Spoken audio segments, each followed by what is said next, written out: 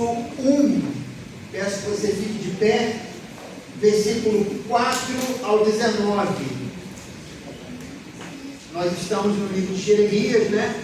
Eu estou fazendo um pequeno recuo aqui, estratégico, pregando o primeiro capítulo, que entendo que é necessário. Jeremias capítulo 1, versículo 4 ao 19. Que bom que eu estou de volta, eu estava com saudade enorme de vocês. De fato, no primeiro domingo, eu fiz um exercício para não vir à igreja, porque me deu aquele negócio, eu quero ver os irmãos, quero ver se está tudo bem. Isso faz parte da minha vocação, do meu chamado, mas eu entendo que o Senhor trabalha isso também no meu coração, né? A obra do Senhor não é minha, é do Senhor. Nós somos apenas mordomos, nós servimos ao Senhor. Amém? Que bom que eu estou de volta. Jeremias 4 a 19, a palavra do Senhor nos diz o seguinte: a palavra do Senhor veio a mim dizendo: antes de formá-lo no ventre, eu o escolhi. Antes de você nascer, eu o separei e designei profeta às nações. Mas eu disse: soberano Senhor, eu não sei falar, pois ainda eu sou muito jovem. O Senhor, porém, me disse: não diga que é muito jovem. A todos a quem eu enviar, você irá e dirá tudo o que eu lhe ordenar. Não tenha medo deles, pois eu estou com você para protegê-lo, diz o Senhor. O Senhor estendeu a mão, tocou a minha boca e disse-me: agora ponho em sua boca as minhas palavras. Veja, eu hoje dou a você autoridade sobre as nações e reinos, para arrancar, despedaçar, arruinar e destruir, para edificar e para plantar. E a palavra do Senhor veio a mim: o que você vê, Jeremias? Vejo o ramo de uma amendoeira, respondi. O Senhor me disse: você viu bem, pois estou vigiando para que a minha palavra se cumpra. A palavra do Senhor veio a mim pela segunda vez, dizendo: o que você vê? E eu respondi: vejo uma panela fervendo, ela está inclinada do norte para cá. O Senhor me disse: do norte se derramará a desgraça sobre todos os habitantes desta terra. Estou convocando todos os povos dos reinos do norte, diz o Senhor. Cada um virá e colocará o seu trono diante das portas de Jerusalém. Virão contra todas as muralhas que a cercam e contra todas as cidades de Judá. Pronunciarei a minha sentença contra o meu povo por todas as suas maldades, porque me abandonaram, queimaram incenso a outros deuses e adoraram deuses que as suas mãos fizeram. E você prepare-se, vai dizer-lhes tudo o que eu ordenar. Não fique aterrorizado por causa deles, senão eu o aterrorizarei diante deles. E hoje eu faço de você uma cidade fortificada, uma coluna de ferro e um muro de bronze contra toda a terra, contra os reis de Judá, seus oficiais, seus sacerdotes e o povo da terra. Eles lutarão contra você, mas não o vencerão, pois eu estou com você e o protegerei, diz o Senhor. Amém. Feche seus olhos nesse momento. Pai amado, nós te agradecemos pela tua palavra, que é tão fundamental nas nossas vidas. A tua palavra nos dá ânimo, nos dá fôlego para que a gente continue na nossa jornada. Muitas vezes passamos lutas, dificuldades e aflição, mas nós sabemos que a tua palavra, ela nos fortalece e nos ajuda a caminhar até que Jesus Cristo venha e ponha ordem nesse universo. Essa é a nossa esperança. Fala-nos nessa manhã, no nome de Jesus. Amém. Amém. Irmãos, podem se assentar. Queridos, nós vivemos o tempo das celebridades, né? Nos dias de hoje há uma clara inversão de valores. O que importa é se eu tenho uma posição de destaque e não se eu sou uma pessoa que tem princípios, se eu sou um bom cidadão ou se eu sou um pai exemplar. Milhões de pessoas ficam horas a fio assistindo nas mídias sociais anônimos se tornarem famosos, né, ganhando uma imensa quantidade de dinheiro fruto da aparência e não do trabalho. Os chamados influencers digitais, estou bem em inglês, tornam-se milionários de um dia para o outro, ganhando por mês mais do que a maioria da população ganhará em toda uma vida, desfrutando dos prazeres que o dinheiro pode proporcionar, como mansões, iates, carros super esportivos, jatos particulares. Os valores cristãos, os valores da família e o valor do trabalho honesto ofuscam-se ante a importância, entre aspas, do que é conhecido hoje como sucesso. Há sobre nós, meros mortais, um sentimento de inferioridade e frustração. Parece que nós não somos nada. Tanta gente famosa por aí, tantos ricos, pessoas que desfrutam de coisas na vida que nós jamais experimentaremos.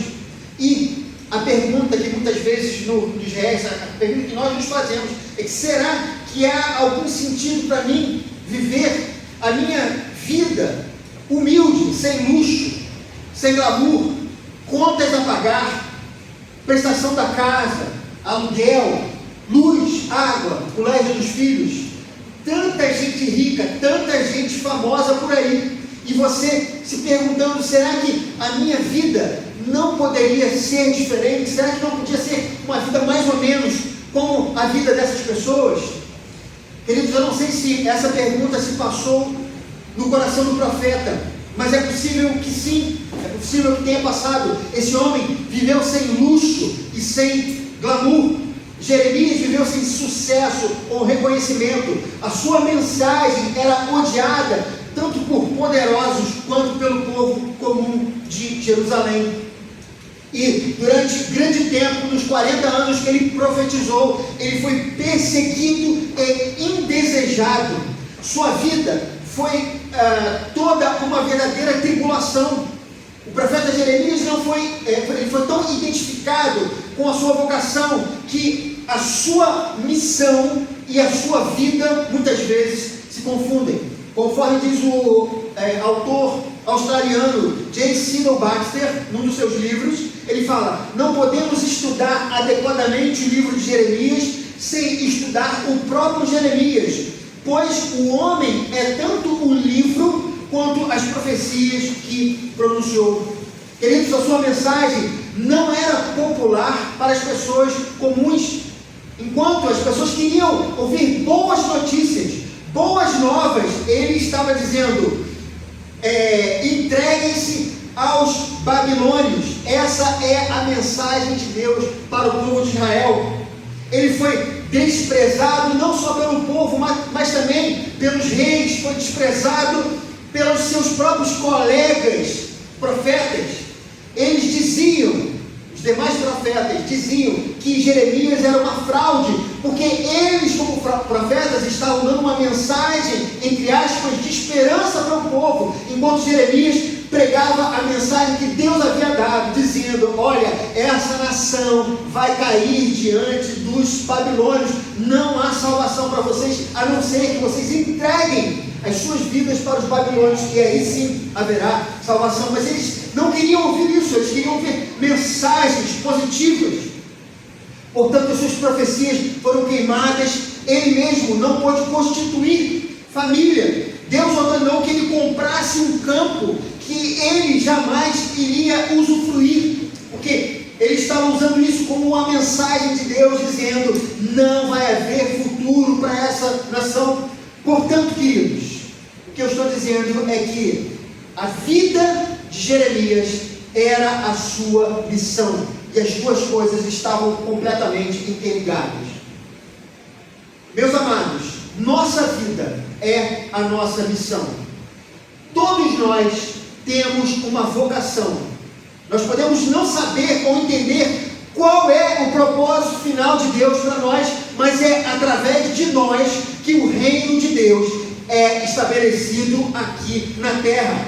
Assim como Jeremias, talvez ele não tivesse um pleno entendimento daquilo que Deus estava fazendo através dele, mas foi através dos profetas, inclusive ele, que Deus estava preparando o mundo para a vinda do Salvador da humanidade.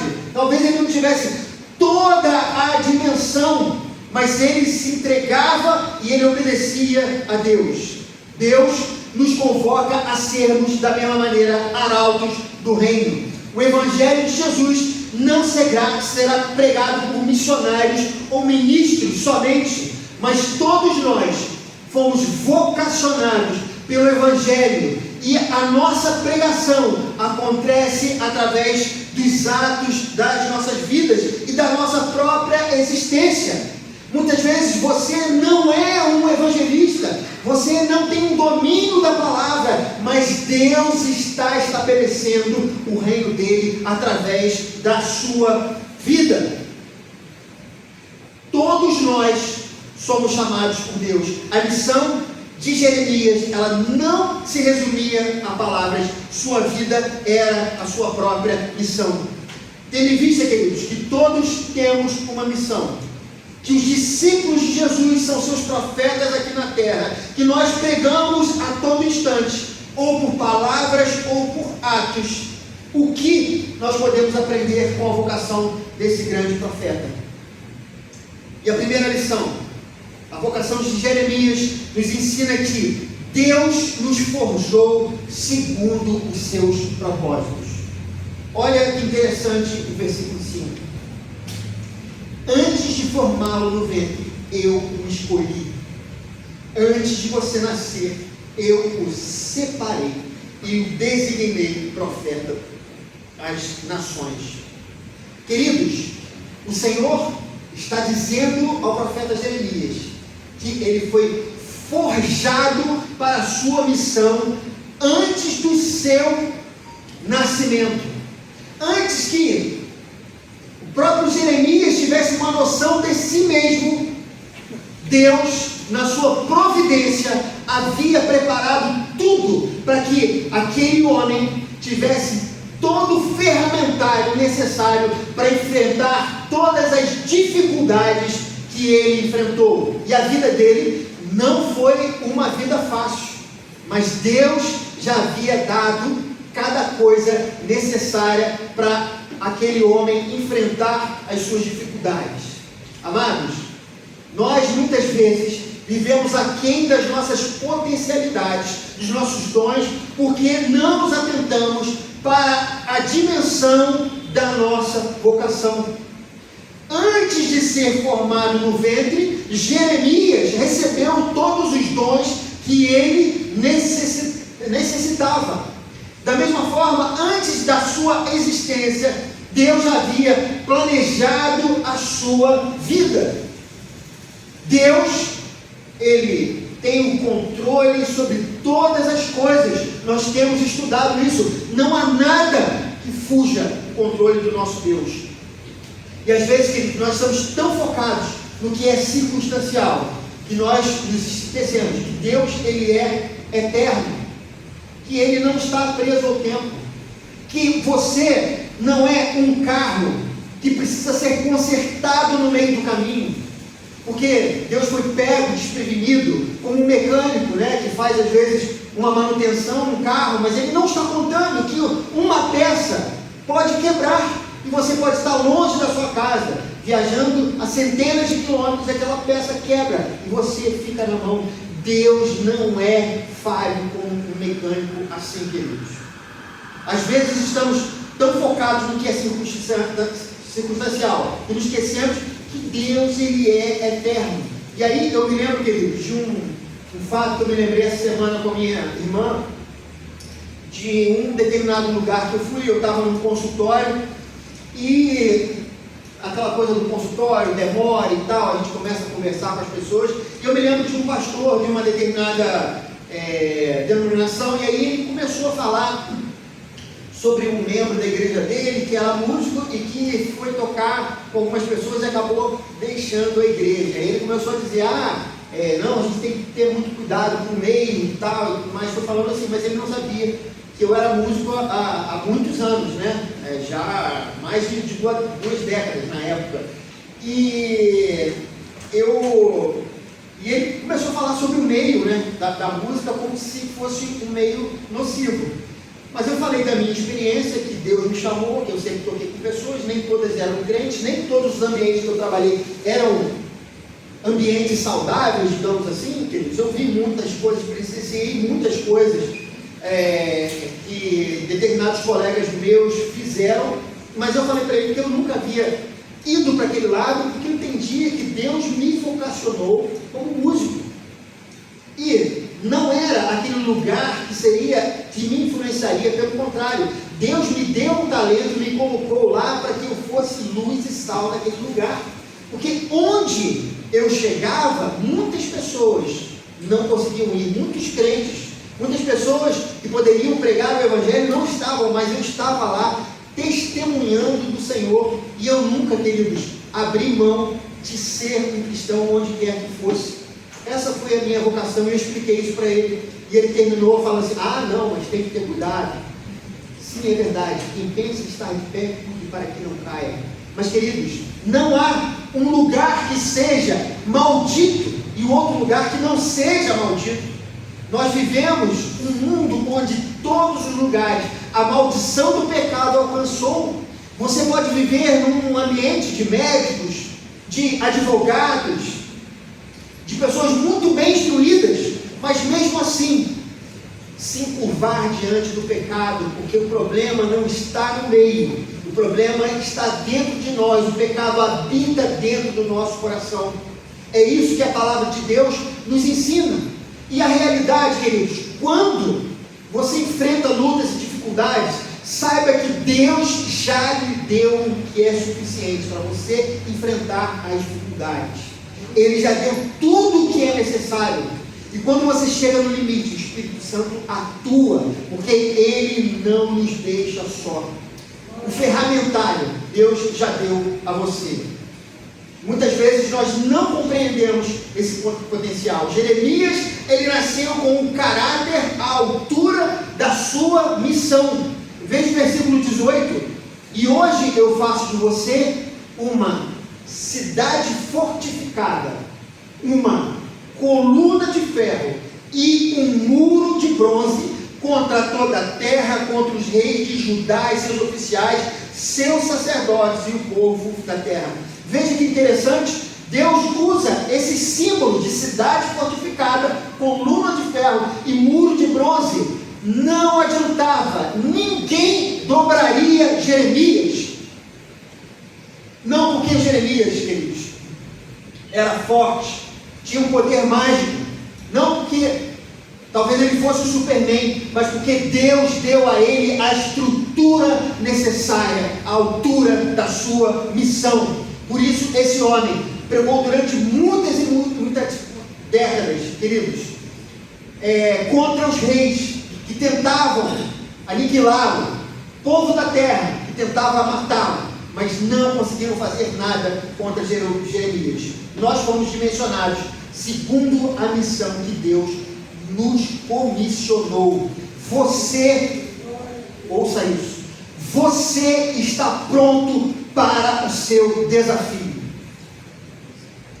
Segundo lugar, queridos, a vocação de Jeremias nos ensina que o medo sempre será um ingrediente na nossa vocação. Muitas vezes a gente acha, que o crente de verdade, ele não teme. A Bíblia não fala isso, queridos. A Bíblia, ela fala sobre o elemento medo, porque isso é comum a qualquer pessoa. O medo fez com que nós chegássemos a esse estágio, que nós estamos, as cidades, tanta evolução que nós temos, tanta tecnologia, porque o homem tinha medo, de fazer besteira, então ele ia com cuidado, ia criando ferramentas movido, pelo medo. Nós temos que caçar um animal muito grande, eu não tenho nada, então eu faço o quê? Eu crio uma lança, para poder matar, essa lança tem que ser grande, tem que ficar de longe, então são ferramentas. Por quê? Medo, eu não quero morrer, eu quero comer aquele bicho, eu não quero ser comido por ele, a ideia é mais ou menos essa. Queridos, 2 vezes o texto nos fala sobre medo, e nós podemos ver 2 aspectos diferentes sobre isso. O primeiro aspecto é o aspecto negativo. Veja o versículo 17. E você, prepare-se, vá dizer-lhes tudo o que eu ordenar. Não fique aterrorizado por causa deles, senão eu aterrorizarei diante deles. Meus irmãos, esse versículo está falando de um medo que é aquele medo da covardia, quando nós enxergamos as adversidades maiores do que Deus. É interessante que nesse livro de Jeremias, capítulo 26, versículo 20, fala sobre um profeta chamado Urias. Não é alguém, um profeta chamado Urias. E Deus deu a mesma palavra que deu a Jeremias, deu a ele, para ele pregar também contra os reis. E no momento em que Urias, ele falou da palavra de Deus para o rei, dizendo exatamente a mesma coisa, Jeremias, que eles precisavam se arrepender, o rei o enfrentou, e aquele homem, ele decidiu fugir. Ele não conseguiu crer, mas ele deu vazão ao medo, e ele fez tudo aquilo que Deus havia mandado que Israel não fizesse, que era voltar para o Egito. Ele não viu que Deus poderia protegê-lo, e ele achou que o Egito seria a sua proteção. Ledo engano, aquele profeta foi capturado por aquele rei de Israel e foi morto. Mas não existe apenas esse aspecto negativo. Há também, queridos, o aspecto positivo do medo, como a gente vê no versículo 8. Não tenha medo deles, pois eu estou com você para protegê-lo, diz o Senhor. Esse medo, queridos, é o reconhecimento da minha incapacidade comparada aos meus desafios. Esse medo, na verdade, é um incentivo, um consolo, porque se nós lemos, por exemplo, 2 Coríntios capítulo 12, versículo 9, diz o seguinte: então, ele me disse, o Senhor disse a Paulo, a minha graça te basta, porque o poder se aperfeiçoa na fraqueza. De boa vontade, pois, mais me gloriarei nas fraquezas, para que sobre mim repouse o poder de Cristo. E no versículo seguinte: pelo que sinto prazer nas fraquezas, nas injúrias, nas necessidades, nas perseguições, nas angústias, por amor de Cristo, porque quando estou fraco, então sou forte. Paulo reconhecia que o poder não vinha desse mesmo, esse grande homem de Deus.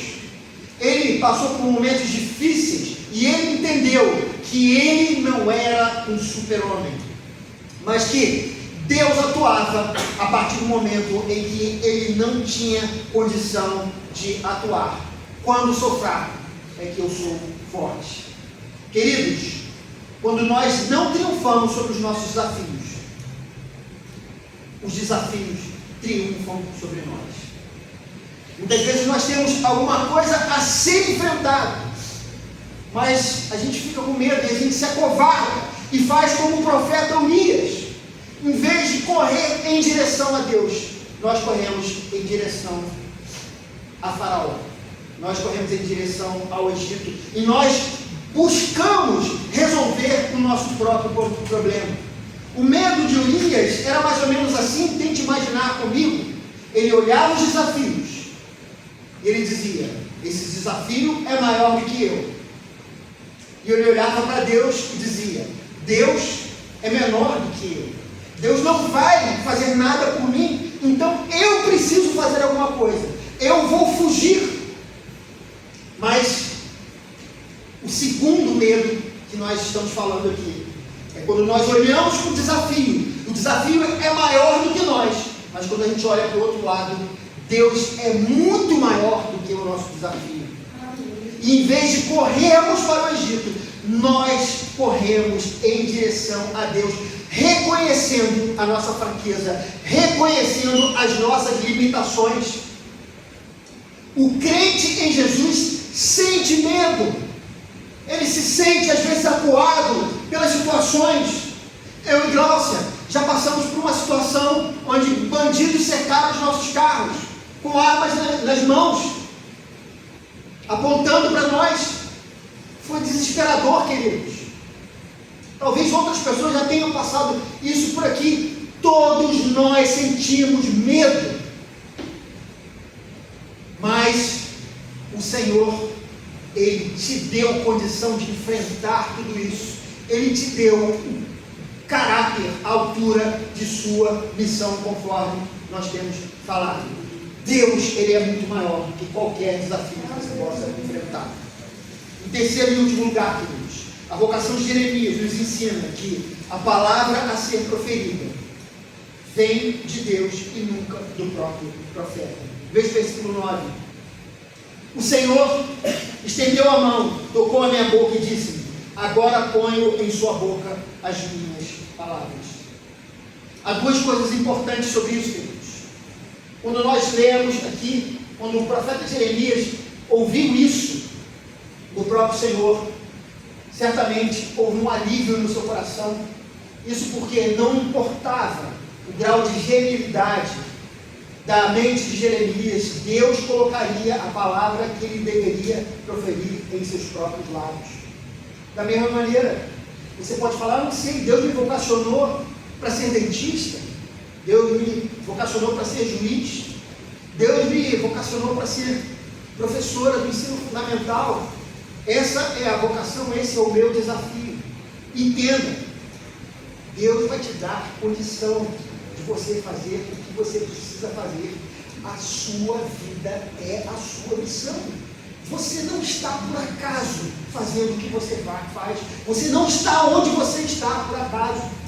Deus está com você e a vontade de Deus está sendo cumprida através da sua vida e da minha vida. Seja lá o que for. Seja você um ministro do Evangelho. Seja você um professor. Seja você uma secretária ou o que for. Isso nos ensina, queridos, que nós não precisamos nos assoberbar de preocupação. Essas ferramentas nos foram dadas pelo Senhor. Vamos viver, vamos desfrutar, vamos realizar. Não volte para trás. Não procure o que é mais fácil. Não procure um emprego que vai te dar mais dinheiro, que vai te dar mais segurança. A sua segurança não é a quantidade de dinheiro que você ganha como salário. Não é um determinado emprego, seja ele público ou não. A sua segurança é e sempre será o Senhor. Ninguém precisa trabalhar intensamente sem saber se Deus vai prover as coisas que nós precisamos, porque Ele já providenciou antes mesmo de você nascer. Marcos capítulo 13, 11 nos diz: quando pois vos conduzirem para vos entregar, não vos preocupeis com o que haveis de dizer, mas o que vos for dado naquela hora, isso falai, porque não sois vós que falais, mas sim o Espírito Santo. Amados, eu me lembro de uma situação, já estou terminando porque eu estou perdendo a voz. Eu me lembro de uma situação na minha vida em que eu era adolescente, tinha 13 anos de idade, eu estava vivendo um problema muito, estava me incomodando muito, me dando muita aflição, uma questão na escola, e eu estava sofrendo aquilo sozinho. E como todo adolescente, você às vezes não sabe como você vai pedir ajuda a alguém. E eu me lembro que uma irmã da igreja que eu estava, ela teve um sonho ou uma visão, não sei qual exatamente foi, mas ela viu que, ela entendeu com aquele sonho que ela precisava conversar comigo, e ela me chamou para conversar.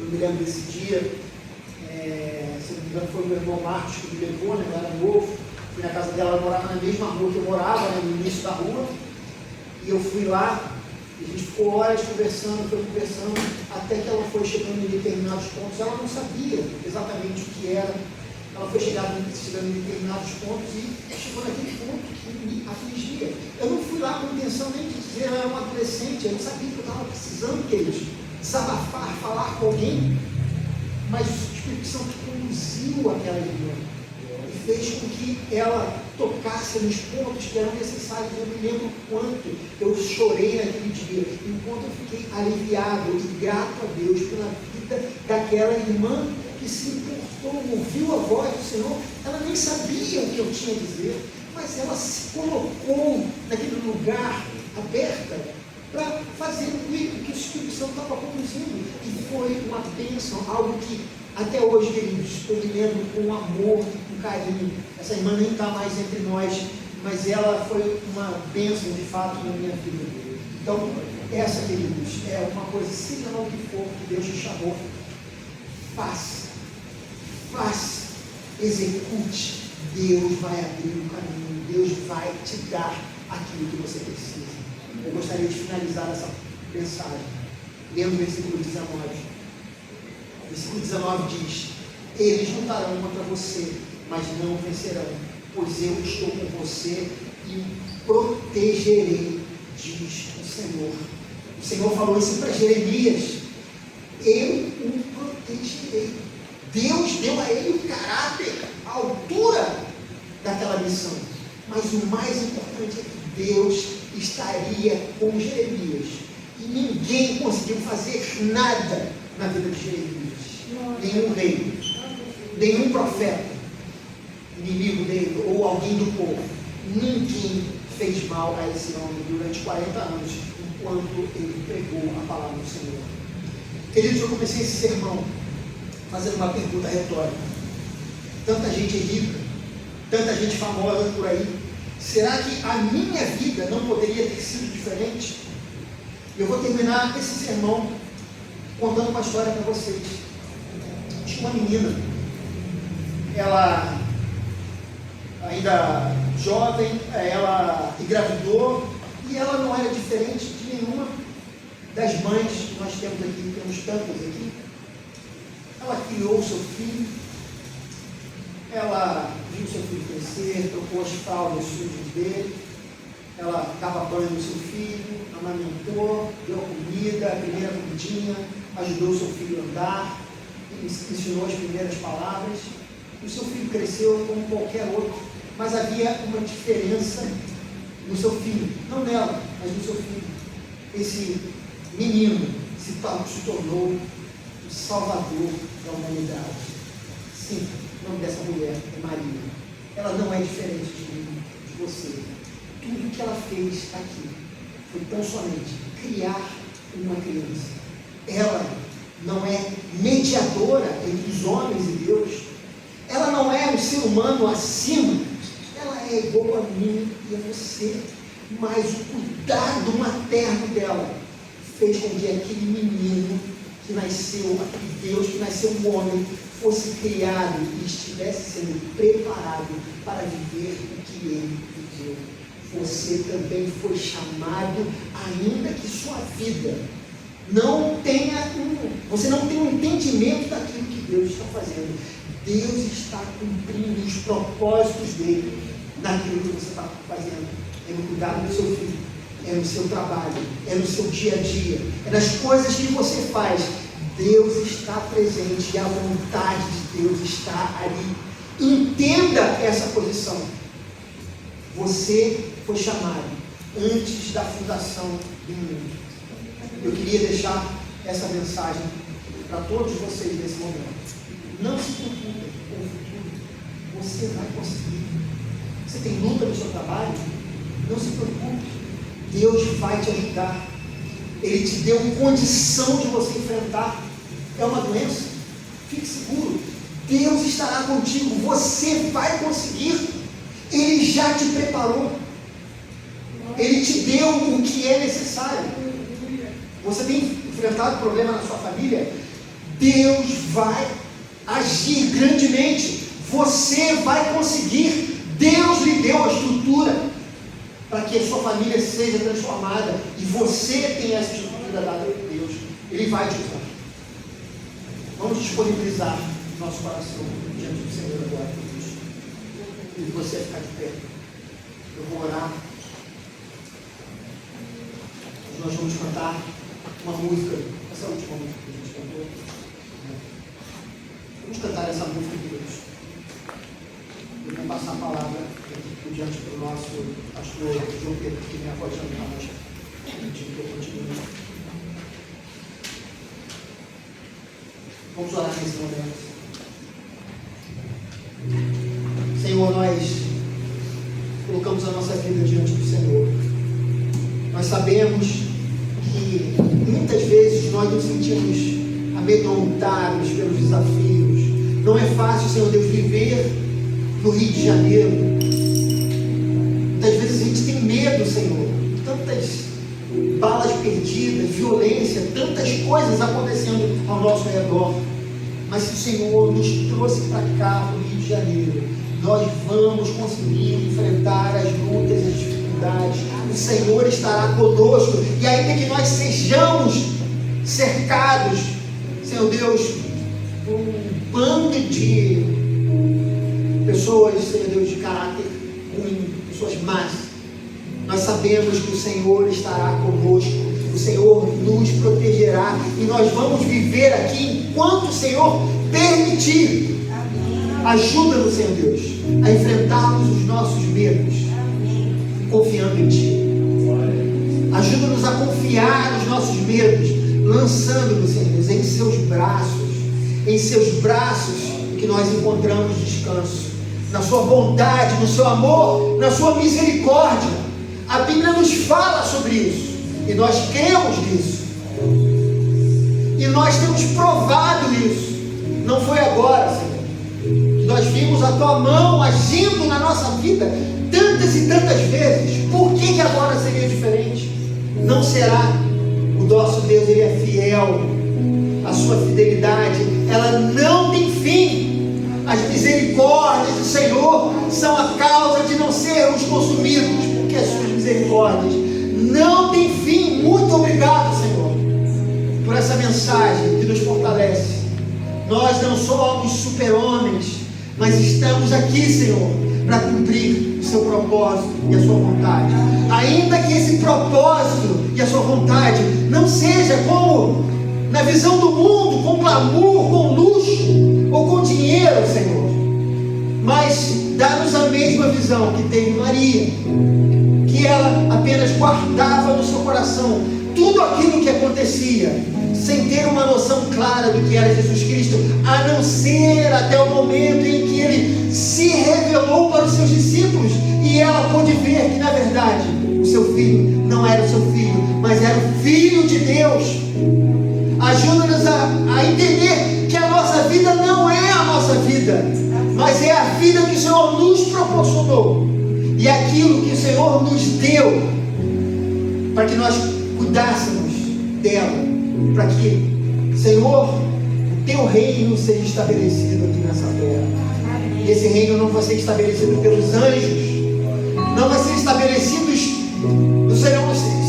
Senhor, por pessoas da elite, mas todos nós reconhecemos e vemos Jesus Cristo como nosso único e suficiente Salvador.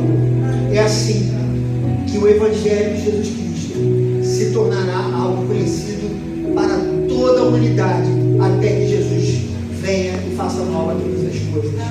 Essa é a nossa esperança. Muito obrigado por isso. Em nome de